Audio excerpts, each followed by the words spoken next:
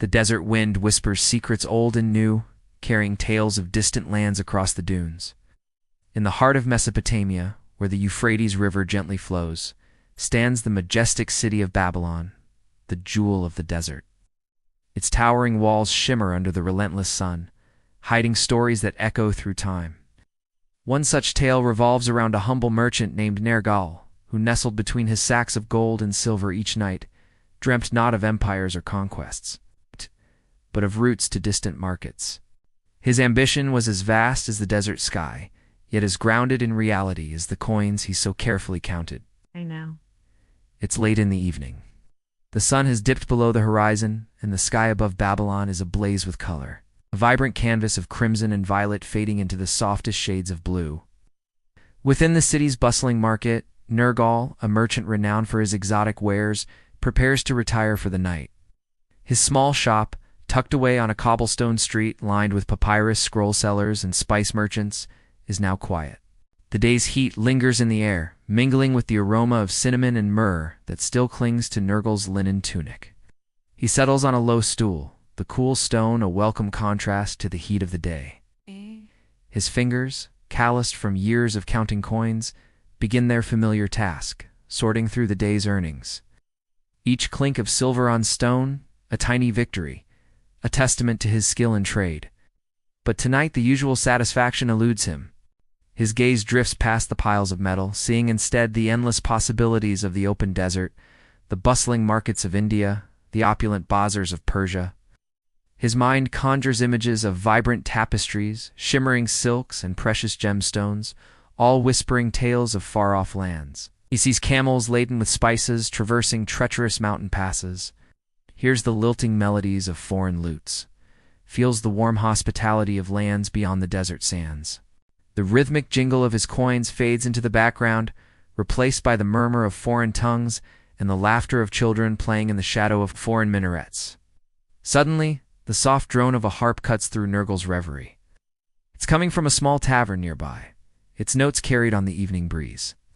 He recognizes the haunting melody as a lament for the lost city of El Dorado, a place of legend said to be crafted from pure gold. The music stirs something deep within him, a yearning for more than the familiar sights and sounds of Babylon. He rises, his bones aching from long days spent haggling over prices in the unforgiving sun. The tavern beckons, promising solace and perhaps a glimpse of the world he dreams of. As he walks, the sounds of the city slowly fade away, replaced by the soft strumming of the harp and the murmur of voices. When he enters, he finds a small crowd gathered around a lone musician. The room is dimly lit, the air thick with the scent of roasted meat and sweet pomegranate juice. The harpist, a wiry man with eyes that seem to hold 1,000 stories, finishes his song to a smattering of applause. Nergal steps closer, drawn not only by the music, but by the tales it weaves in his mind.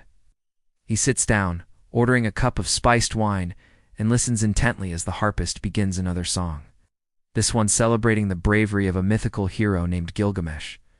With each note, the room comes alive. Nergal sees the mighty Gilgamesh, 2/3 god and 1/3 man, wrestling a ferocious bull, its eyes blazing with defiance. He witnesses the hero's journey to the cedar forest, the towering trees, a silent audience to their struggle. And he feels the sorrow when Gilgamesh's friend Enkidu, a wild man born of the forest, succumbs to the touch of the goddess of death. As the final notes fade away, Nergal is filled with a mix of emotions. The tale of Gilgamesh, like the music, is both captivating and bittersweet. Yet there's a strange sense of comfort in the story, a reminder of humanity's timeless struggles and triumphs. The harp strings seem to vibrate with the echoes of ancient wisdom, resonating with the merchant's own longing for adventure and self-discovery. It's late when Nergal returns home, the city of Babylon cloaked in darkness. The moon, a silver coin in the velvet sky, casts long shadows through the narrow streets. The desert night is alive with the chirping of crickets and the distant howl of a jackal. As he unlocks the door to his modest home, he can't help but feel that the city's familiar sights and sounds have taken on a new dimension. Through the open window, he can hear the soft rush of the Euphrates, its current carrying whispers from distant lands. The scent of jasmine from a neighbor's garden seems more intoxicating than ever before. and the stars glittering in the expanse above seem to beckon with their ancient light. Inside, his wife Astarte awaits him. Her eyes, dark as the night sky, hold a mixture of concern and affection. She knows her husband's restlessness, his constant yearning for more than what their small shop can offer. With a gentle touch, she leads him to their bed, its linen cool against his heated skin. But sleep evades him. Instead, he lies awake, listening to the symphony of the night. The distant strains of a lute drift through the window, mingling with the soft lapping of the river. The city breathes around him, its inhabitants lost in their dreams. And then he remembers the harpist's tale of Gilgamesh, the hero's journey to the distant cedar forest.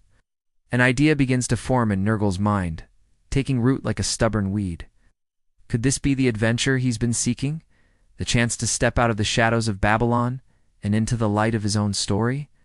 As the first rays of dawn touch the horizon, painting the eastern sky with hues of rose and gold, Nergal makes his decision. He won't let another day pass in a life that isn't his. He rises, his heart pounding with a mix of fear and excitement. He doesn't know what adventures await him, what challenges he'll face, or what treasures he might find. But he's no longer content to live vicariously through the tales of others. He wants to write his own story.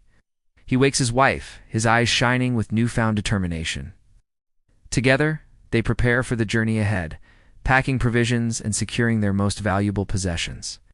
By midday, they stand at the edge of Babylon, the city's towering walls a comforting sight behind them.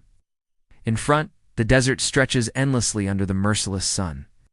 The hot sand whispers tales of those who have journeyed this way before, and the occasional hawk cry echoes in the vast emptiness. After a few days of travel, their supplies dwindling, they spot a small oasis in the distance.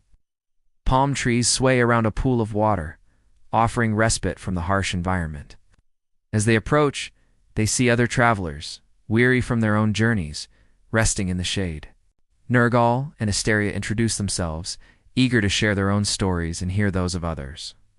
Among the travelers is a wizened old man named Shamash, his face a roadmap of his many journeys. He speaks little, but his silence is filled with the wisdom of countless miles walked and lessons learned. They spend several days at the oasis, allowing their bodies to recover from the relentless sun and their minds to adjust to the stark beauty of the desert. Nergal watches the others as they share their tales, realizing that their journeys, like the desert itself, are full of hidden wonders and unexpected turns. When they finally continue their journey, it's with a renewed sense of purpose. The desert, once daunting, now seems less a barrier and more a path. The relentless sun becomes a source of warmth, rather than a scorching tormentor. The endless sky above inspires a sense of awe rather than isolation. One evening, as they camp under a canopy of stars, Astarte turns to Nergal, her eyes shining with admiration and love. She sees the changes in him, the newfound confidence and peace that seem to emanate from the desert itself.